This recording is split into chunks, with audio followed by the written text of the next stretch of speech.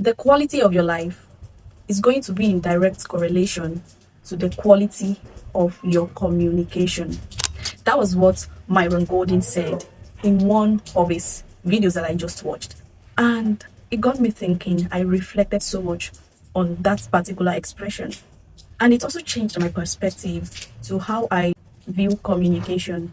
I mean, when we hear communication, the first thing that comes to our mind is usually how to best talk to others, how to communicate, how to present, how to articulate our words better, especially when we are talking to others. But Myron's perspective changed mine as well.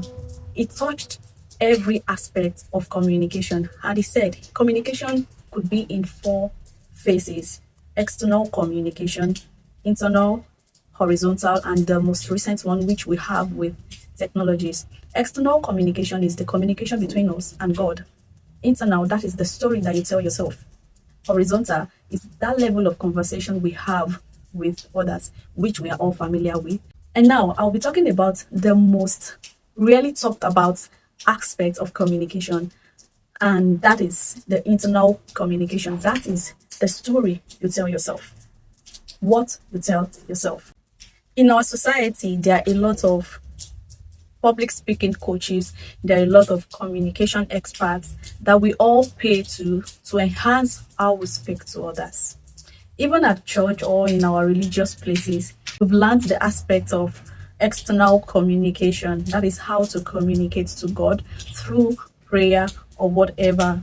But with the internal communication, which holds a very strong position in communication, we really talk about them, and it is so germane that we handle it with a lot of care. We become an expert at it because the level at which you communicate to yourself and the quality of that communication will directly impact how every other kinds of communication shapes out in your life. And this is where it becomes much more important again. We spend the most time with ourselves. It sounds weird that the person we spend the most of our time with, we still struggle to learn how to communicate better with that person, and that is yourself. And if you fail to master the art of communicating better to yourself, it could shape the output, the quality of your life. Not even it could, it definitely does. And right now, I want you to take a pause. I want you to take a moment with yourself.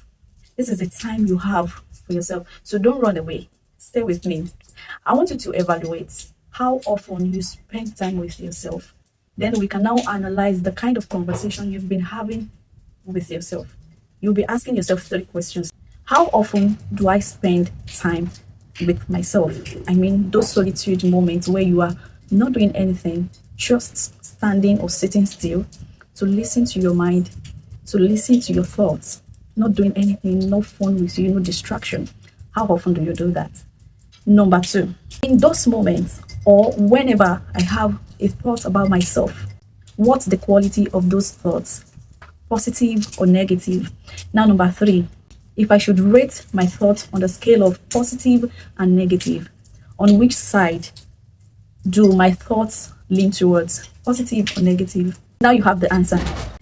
Now, with that exercise done, another way I want you to evaluate yourself is imagine a friend is constantly talking to you as you've always been talking to yourself. Would you love to spend time with that friend? Would you love that friend? Think about it. You have your answers too. And that's to tell you that in as much as you are learning to communicate better to others, to present yourself better to others in your speech, you need to prioritize learning how to speak to yourself. And that will bring me to this question. What is your belief about yourself? What do you believe? What is that belief that you hold strongly about yourself? A belief is a story you tell yourself by an expected outcome. That is why the scripture made it known to us that to him that believes, all things are possible. And in this context, according to Myron, he said all things in that context means everything possible, all kinds of things, which means all positive things, all negative things. Now, if we flip the script entirely and merge all of this together, it means all positive things are possible to him that believes. All negative things are possible to him that believes as well. Now imagine that the kind of belief you hold towards yourself has been towards the negative side. What does that mean? And if it is towards the positive end as well, you would see the outcome. And now I know you are asking the question that how do I take control of my belief? It's easier said than done. And that doesn't mean that it is totally difficult. That is where re-educating your mind comes in. Even the scripture tells us, be transformed by the renewing of your mind, which means that no transformation will ever happen if you refuse to intentionally re-educate your mind. That is where all thoughts spring from. And it is your responsibility to take ownership and be in total control of the kind of thoughts that comes from your mind. That is where educating your mind comes in. Myron told a personal story that he used to be afraid of the plane, and it got to a point that he doesn't enjoy flying any longer. But he did something that changed everything for him. What did he do? He had to retrain his mind. He had to pursue education as regards how planes work. And at the end of that education, he gained the confidence that he needs to be able to enjoy his journey. And beyond that, he was able to join someone as a co-pilot in a 2-hour flight. Can you see that? That is what happened when you take ownership of your life.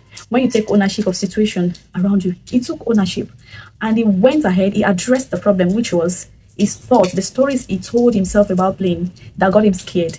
It changed the story to the positive side. And at the end of the story, he said that he discovered during the training that planes are designed to fly naturally, and that it is safer for planes to fly than to remain on the land due to how they have been designed. And as a result of that, he was able to open his mind that I am safe here. There's no reason to be afraid any longer. I wanted to use this Myron story to reflect on yourself. What is that thing? What is that dream? What is that big goal that you have been scared of pursuing? Because you've been telling yourself a different story. You've been replaying those horror stories in your mind, and that is limiting or restricting you from following your dream. Just take a moment to reflect. Just take a moment to use Myron's story to reflect on your personal life. And I want you to hold a journal to write down whatever comes to your mind right now, because that is where you will start working on yourself. This could be your sign to also intentionally pursue education as regards that thing. You know it and you have the answers. If your belief towards yourself is that you are unlucky, you are not good enough, people don't like you, that would automatically shape how you perceive yourself. Even if you consider yourself an expert in communicating to others, you know how to articulate your words properly, you know how to present your thoughts clearly. But if the conversation you've been having internally with yourself is towards the negative side, it will shape everything about your life. You will find it difficult to boast about your achievements because those internal conversations will be holding you back. There's nothing you want to achieve in this life that won't require you to be able to take control of your mind, that won't require you to be able to be the master of your mind. Now you see why learning self-communication is critical. Again, what stories have you been telling yourself that has been limiting you for years or stopping you from pursuing your dreams or your goals?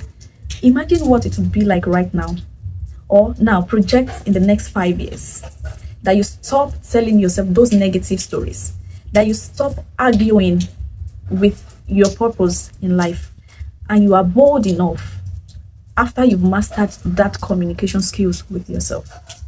Imagine what it would be like in the next 5-10 years. And now we are at the point where you need to master how do you change that story to lean towards the positive side that will help you to live your dream life. The first one is that you need to re-educate your mind. Re-educate your mind.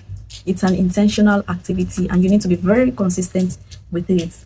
One of the ways to re-educate your mind is saying words of affirmation. If you are a believer, a Christian, read the scripture, all those promises of God to you, read them loudly and understand them, meditate on them and retain them in your mind. There's a psychology behind saying words of affirmation every day. Someone even recommended saying them 3 times in a day. And why? During my research, and this is what I found, Scientific research has shown that the brain cannot differentiate between real experiences and vividly imagined ones. When we repeat an affirmation sentence, the brain processes it as a real experience, influencing our behavior accordingly. This is why affirmation works in sports psychology, therapy, and personal development, helping individuals develop a strong mindset. The psychology behind affirmation is more than just repeating words. People believe that it's not just saying words. No, your brain is learning those words and it is taking it as your reality. It's about rewiring thought patterns, reshaping beliefs, and reinforcing positive behaviors. Research in affirmation psychology has shown that consistent affirmation exercises can lead to increased self esteem, reduced stress, and improved personal and professional success. That's the first way to it. Be intentional about educating your mind with positive words. And number two, resist the urge to tell yourself or to keep repeating those horror stories, all those bad experiences, all those negative thoughts. Resist the urge to remind yourself, like I said, you are in charge and you need to take ownership. You need to manage your mind. And the last way is by intentionally speaking good about yourself, speaking good to yourself. Spend time to yourself at the end of the day. Remind yourselves of the good things that happen every day. And that is where journaling also comes in. Sit down, reflect. What is the win that I have for today? Keep them somewhere in your notepad. And before you know it, you are reshaping your mind. You are improving communication to yourself, which will also help communication to others. I hope you have learned something today. Drop your comments. Let me know your thoughts about how often do you communicate to yourself and what kind of communication have you been having towards yourself, and what has this video taught you. Let me know in the comment section. Peace out. Bye bye.